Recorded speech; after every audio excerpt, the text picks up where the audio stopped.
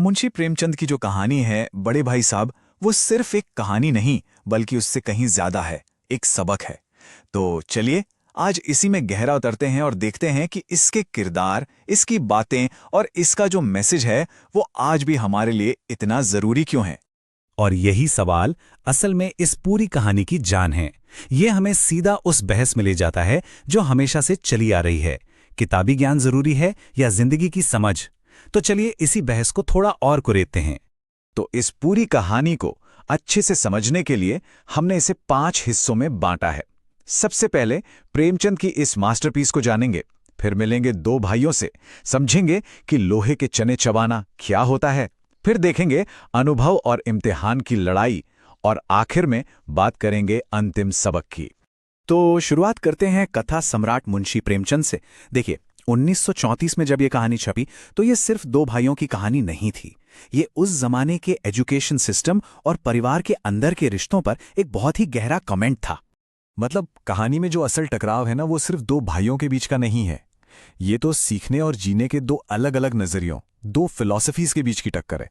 यह हमें सोचने पर मजबूर करती है कि भाई पढ़ाई का, सीखने का असली मतलब है क्या। चलिए अब कहानी के उन 2 किरदारों से मिलते हैं जिनकी वजह से ये कहानी इतनी दिलचस्प बन जाती है। तो एक तरफ हैं बड़े भाई साहब और दूसरी तरफ हैं उनका छोटा भाई। और यकीन मानिए ये दोनों सिर्फ भाई नहीं हैं, ये तो 2 बिल्कुल अलग अलग दुनिया हैं एक ही छत के नीचे। बड़े भाई साहब को देखें तो वो ड्यूटी और डिसिप्लिन की एक चलती फिरती मिसाल है। अपने छोटे भाई के लिए एक अच्छा एग्जाम्पल सेट करने के चक्कर में वो अपनी सारी इच्छाएं, अपनी खुशियां तक दबा देते हैं। पर मजे की बात देखिए, या कहूं कि दुख की बात, कि इतनी मेहनत, इतने अनुशासन के बाद भी वो एग्जाम में बार बार फेल हो जाते हैं। ऐसा लगता है जैसे वो उस एजुकेशन सिस्टम का शिकार हो गए हैं जिससे उनकी मेहनत से कोई मतलब ही नहीं। और फिर आता है छोटा भाई। वो दिमाग से तेज है, चीजें जल्दी पकड़ लेता है, किताबों से ज्यादा उसे खेलने कूदने में मजा आता है। और कमाल यह है कि वो बड़े आराम से परीक्षा पास भी कर लेता है। हाँ, इस वजह से उसमें थोड़ा घमंड आ जाता है, लेकिन फिर भी दिल के किसी कोने में वो अपने भाई की इज्जत करता है। और यहीं पर प्रेमचंद बड़े भाई साहब के किरदार को इस्तेमाल करके उस जमाने के रट्टेबाज एजुकेशन सिस्टम पर जोरदार तंज कसते हैं। बड़े भाई साहब के लिए पढ़ाई करना मतलब लोहे के चने चबाना। ये जो मुहावरा है ना, ये इतना कमाल का है। ये सिर्फ उनकी तकलीफ ही नहीं दिखाता, बल्कि ये भी बताता है कि प्रेमचंद की भाषा में कितना दम था। जब बड़े भाई साहब पढ़ाई के बारे में शिकायत करते हैं तो हमें हंसी तो आती है, लेकिन उनकी बातों में उस एजुकेशन सिस्टम का दर्द भी छिपा है। एक ऐसा सिस्टम जो स्टूडेंट्स की क्रिएटिविटी को, उनकी असल समझ को खत्म कर रहा था। तो असल में बड़े भाई साहब का फेल होना उनकी बेवकूफ़ी नहीं थी, ये तो उस सिस्टम का फेलियर था जो सिर्फ रट्टा मारने पर जोर देता था, समझने पर नहीं। और यहां से कहानी एक बहुत ही जरूरी मोड़ लेती है। अब बात सिर्फ एग्जाम पास करने की नहीं रह जाती, अब सवाल जिंदगी को समझने का हो जाता है। अपने सबसे दमदार भाषण में बड़े भाई साहब एक ऐसी बात कहते हैं जो सब कुछ बदल देती है। वो कहते हैं कि असली ज्ञान किताबों में नहीं, तजुर्बे में है, दुनिया देखने में है।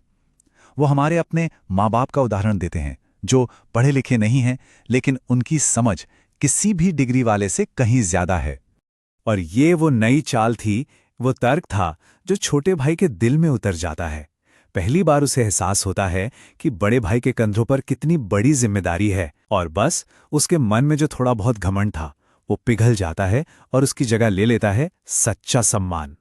तो फिर इस पूरी कहानी का निचोड़ क्या है, इसका फाइनल लेसन क्या है, और सबसे जरूरी बात, आज के स्टूडेंट्स के लिए ये कहानी इतनी जरूरी क्यों है?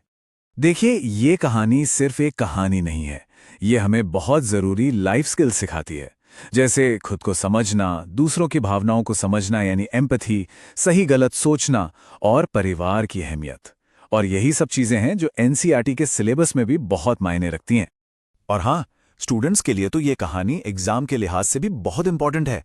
अगर सीबीएसई का ब्लूप्रिंट देखें तो ये कहानी लिटरेचर से लेकर राइटिंग सेक्शन तक हर जगह अच्छे मार्क्स स्कोर करने में मदद कर सकती है।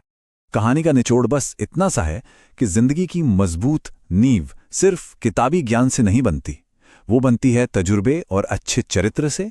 और इस नींव के बिना कामयाबी का कोई भी आलीशान महल ज्यादा देर तक टिक नहीं सकता।